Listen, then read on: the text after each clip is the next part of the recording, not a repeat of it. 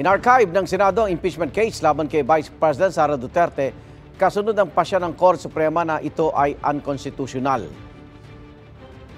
With 19 affirmative votes, 4 negative votes, 1 abstention, the motion to move to transfer the articles of impeachment in relation to case number 002-2011 entitled in the matter of the impeachment trial of Vice President Sara Zimmerman Duterte to the archives. The same is hereby approved.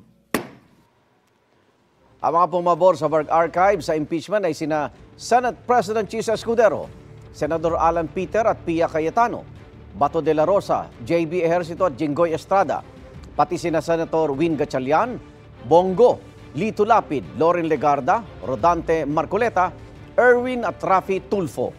Gayun din sina Senador Amy Marcos, Robin Padilla, Joel Villanueva, Mark at Camille Villar at Migs Subiri. Tutol naman sina Senate Minority Leader Tito Soto, kasama sina Senador Bam Aquino, Riza Ontiveros at Kiko Pangilinan. Nag-abstain naman si Senador Ping Lacson. Igan, mauna ka sa mga balita, mag-subscribe na sa GMA Integrated News sa YouTube para sa iba't ibang ulat sa ating bansa.